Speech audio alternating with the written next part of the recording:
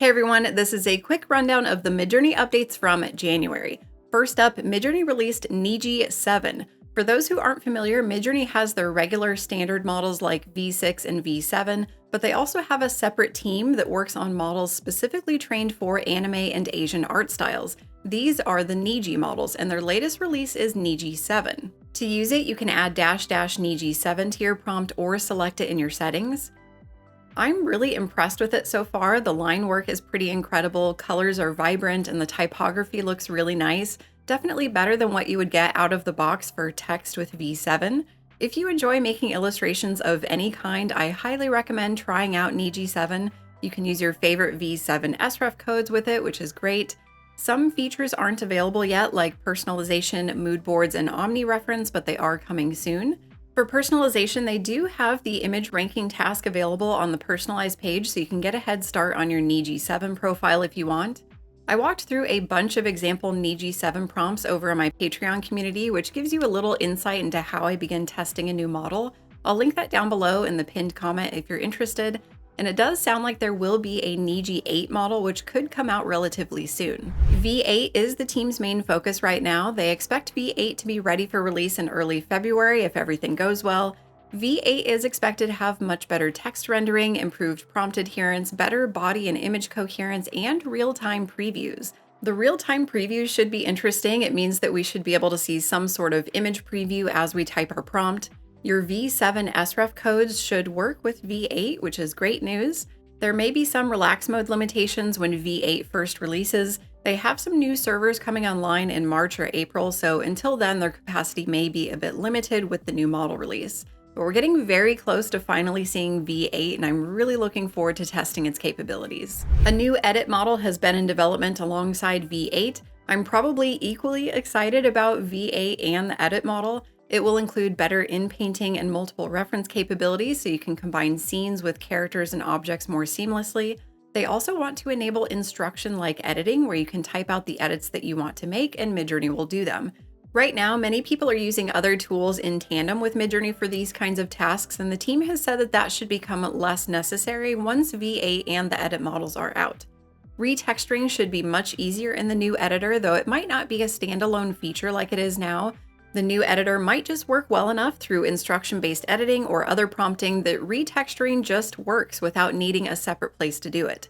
They've also hinted at working on the ability to separate color from style. If you've ever had a style reference you love, but you wish you could easily change the colors, that's what this would be for.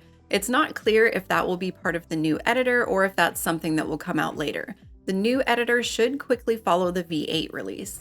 New updates to the Style Creator were just released. The Style Creator is a tool that helps us create custom styles through image selection, and I have a full demo on this coming out very soon. First, we have two new options when submitting a prompt. We can include a text description of the style that we want or include an SREF code from the Style Explorer.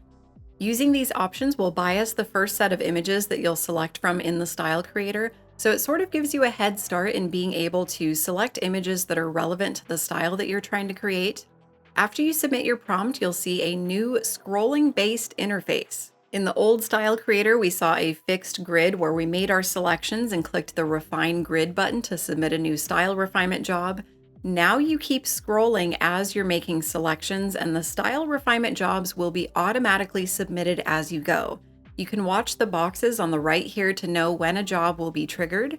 The scrolling format takes a while to get used to, but having the visual indicator on the right for when a job will be submitted is really helpful. One other thing that I really like is that you can hover over the heart on any of these styles to see the full SREF grid, or click these arrows to view it bigger. And liking any of the styles here will add them to your liked styles on the Explore page. I have a full demo on the Style Creator coming out very soon. I really like the Style Creator and think it's a powerful tool once you get used to how it works. And in case you missed it, I just published a video on the difference between style references, mood boards, and personalization and when to use each. So if you like the Style Creator or any of those three topics, you might find that video helpful. Next, we have some web interface and miscellaneous updates, and then we'll talk about future models. There are new aspect ratio options available when you use the slider in your settings. You can also just type the default aspect ratio you want by clicking and changing the numbers directly. A new personalization system with a scrolling-based UI redesign similar to what the Style Creator has is coming soon, likely before the V8 release. A major overhaul to the Create page workflow will happen throughout the year. You can preview the new settings sidebar they're working on over on the Alpha website. And they've made some additional bug fixes and mobile improvements. You can view the most recent changes on the updates page.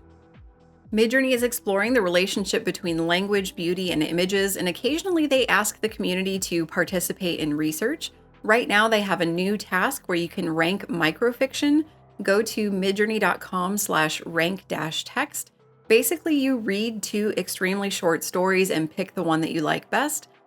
Participating will help them with some future features involving text, stories, and images.